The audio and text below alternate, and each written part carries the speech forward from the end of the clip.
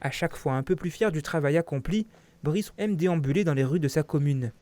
Il y a un peu plus de 3 ans, il lançait avec son association la Maison du folklore champenois, l'opération Ivy, le plus beau village de l'Aube. Notre village d'Ailleville était déjà très beau à la base. Il y avait des belles maisons en pierre de vigneron. On s'est dit, pourquoi pas restaurer, embellir le village et pourquoi pas faire d'Ailleville le plus beau village de l'Aube. On a démarré avec 2 professionnels du bâtiment et aujourd'hui ils sont 25 dans la section embellissement du Petit Moscou qui gère donc cette opération.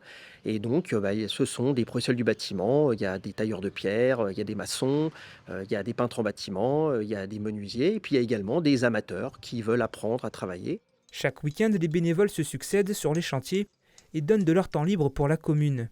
Ce samedi matin, une poignée d'entre eux se lance dans le piquetage de la façade de cette ancienne maison de vignerons. Avec l'outil, on creuse en fait la terre pour faire des rigoles. Et la deuxième étape, ça sera ce que vous voyez en fait sur la façade à côté. On va jointer pour en fait restaurer la maison et lui redonner un peu son cachet d'antan. C'est aussi avant tout une histoire d'amitié et de partage. Et puis on apprend aussi des nouvelles compétences. Et on fait ça en musique, on fait ça, voilà, on s'amuse, on partage des bons moments tous ensemble.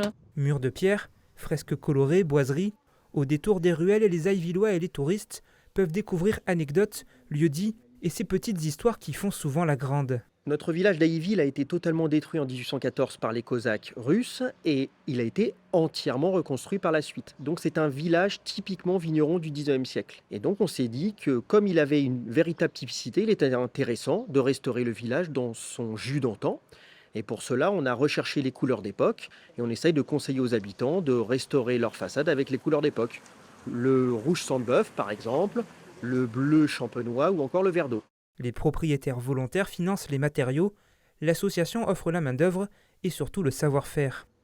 À travers l'opération, les bénévoles souhaitent affirmer l'identité champenoise et apporter une dynamique à la commune de 250 habitants. Si on peut pousser petit à petit le village et les habitants à avoir un village de plus en plus beau, de plus en plus propre, de plus en plus dynamique, de plus en plus embelli, c'est déjà un bel objectif.